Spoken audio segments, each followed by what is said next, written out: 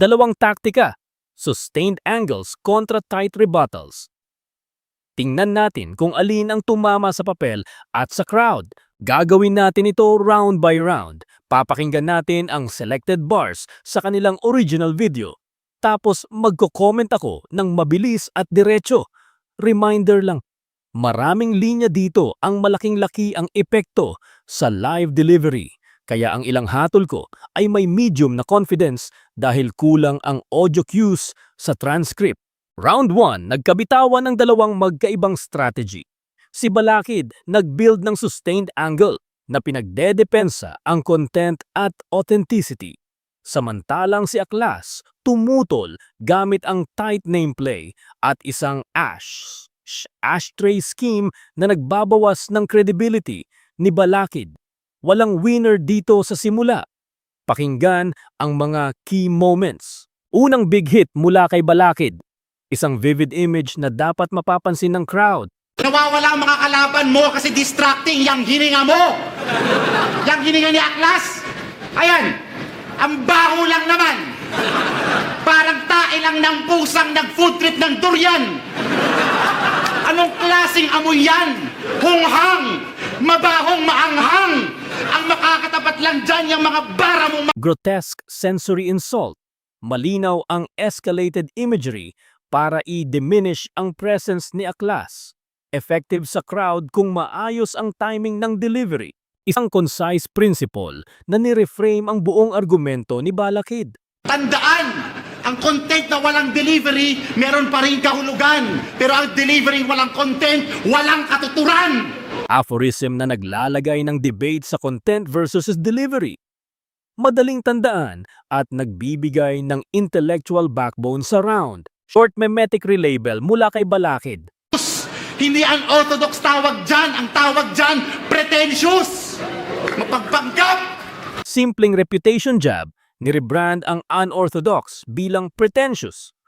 Sticky at madaling i-replay ng audience. Tapos ang linya ni Balakid na nagsisilbing closer ng kanyang turn. Kasi ang chance ang matalo mo ako, absolute zero! Emphatic closer, malinaw na claim na total impossibility. Gumagana bilang framing device kung kapit ang delivery. Context attack na diretso sa semis. May paratang dito mula kay Balakid. Nung semis, nung laban mo, nag-choke yung kalaban mo. Kaya mo natalo. Paratang ni Balakid na ang nakauponte ni Aklas sa semis ay nag-choke. Konkretong credibility jab, pero kailangan ng audience buy-in para makaapekto. Ngayon from Aklas, bumabalik siya sa cigarette ashes motif. Kahit delikado pa to, madali lang tong ubusin, parang sigarilyo. Sakto, ang gagawin kong ashtray, itong entablado. Dito kita pipitik-pitikin ang iyong mga abo. Dito kita itataktak ang iyong mga abo. O ano? Compact extended metaphor na nagpapakita ng total consumption obliteration. Malinaw na visual payoff kapag malinaw ang cadence. Isa sa madaling tandang name mocks ni Aklas. Eto, si Balakid, banang kid lang to sa mga... Tight nameplay na crowd-friendly at mabilis kumapit sa utak ng tao. Ideal para mabilis na puntos. Aklas nag-wide ang scope ng pag-atake dito. Paano aabante ang hip-hop sa'yo kung Balakid ka nga? Framing move. Ginawang cultural obstacle si Balakid, kaya lumaki ang stakes ng diskarte ni Aklas. Smart kung tatanggapin ng audience, cultural reference na ginawang pangbait ni Aklas. Eto ba? Etong kayo mangging rakim? Nakunwari nila sing sa pagiging malalim? Sarcastic Rakim comparison na naglalayong i-demystify ang depth ni Balakid. Epektibo kung kilala ng crowd ang reference. Closing threat ni Aklas na malinaw at nakapuntos. Wala nang intro! Putang ina mo!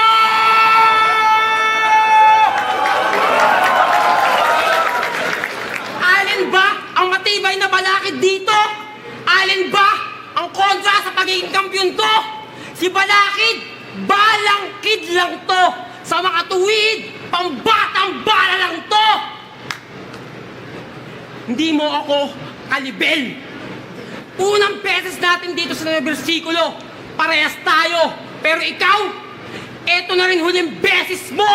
Nakasadyan sa aking bersikulo!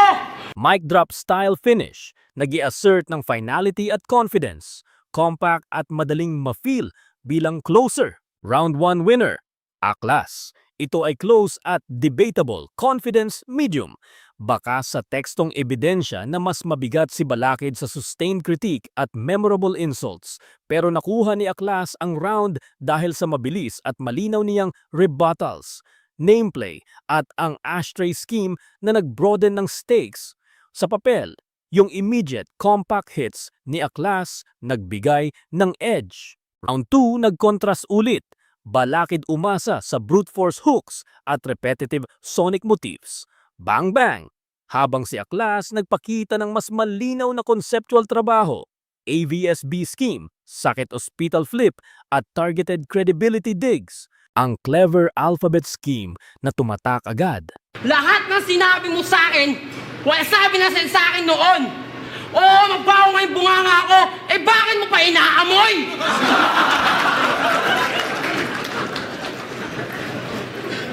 At laging una ang titik A sa titik ba. Kahit tingnan mo pa sa alpabeto. Para mabuo ang class, hindi na kailangan ng titik ba. Ikaw, para mabuo ang Balakid, kailangan mo pa ng titik A. Kulang ka kung wala ako. Kaya tandaan mo, ako ang una. Matalinong wordplay na ginagamit ang posisyon ng A versus B para mag-declare ng hierarchy. Madaling ma-replay at mataas ang conceptual payoff. Short semantic flip gamit ang sakit motif. Alam ko si Aklas, sasabihin nyo, si Aklas, di ako magaling. Oo, hindi naman talaga ako magaling. Dahil sa akong sakit na hindi kayang patayin. Lahat na sumalbay sa akin, sa ospital nakarating. Doon nagpagaling. Naalala ko. Karamihan sa mga Tight po na, nagko-convert ng negative adjective sa isang boast via double meaning ng galing.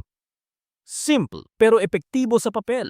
Diretso ang subversion dito ng magaling. sa bagay, mas pangit pala ito.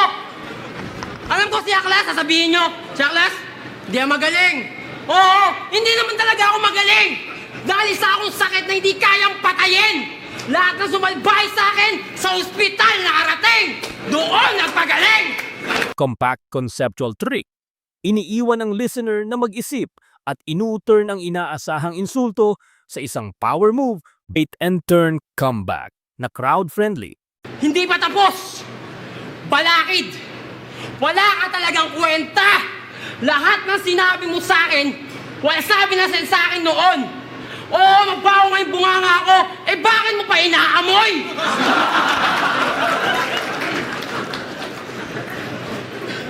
At laging una ang titik A sa titik ba.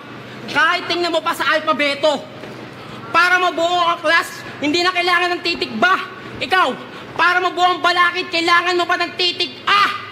Admit then flip structure, cinch na rebuttal na nagpapakita ng mabilis na reflex sa atake ng kalaban. Isang crude, shock-based humiliation ni Aklas. Kapag hindi nila nilalaban ang damit mo ng iyong magulang. Alam ko, ikay lamang, mas malaki. Ikay mas malaki. Pero saka ka na magmalaki. Kapag napakinabangan na yung tamod ng iyong titi, doon ka magmalaki.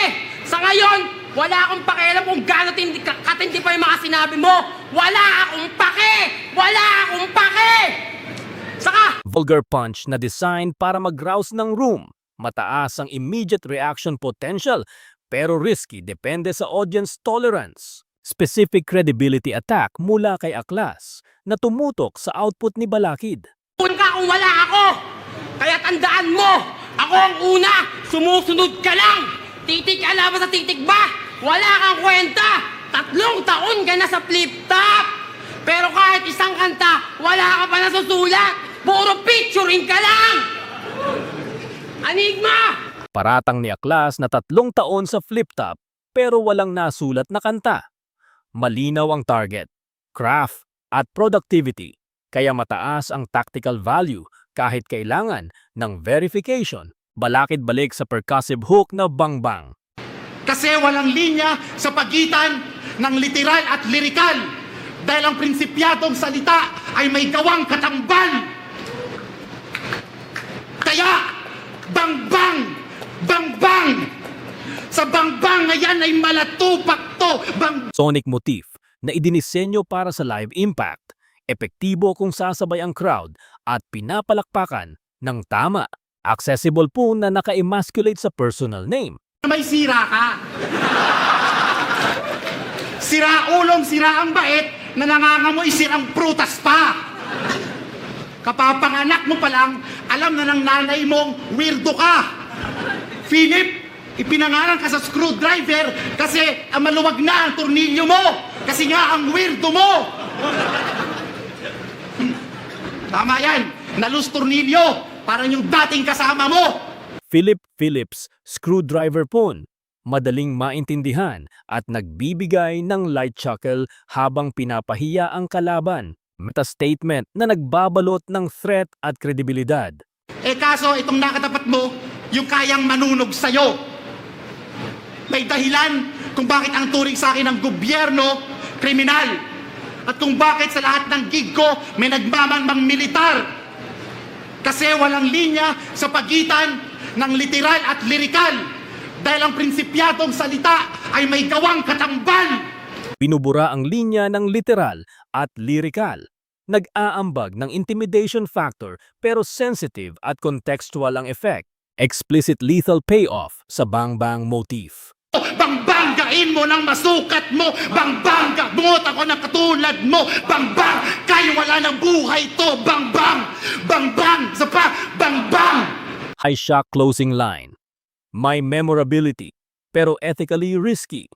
Epekto niya heavily delivery dependent. Round 2 winner, Aklas. Close at debatable, confidence, medium.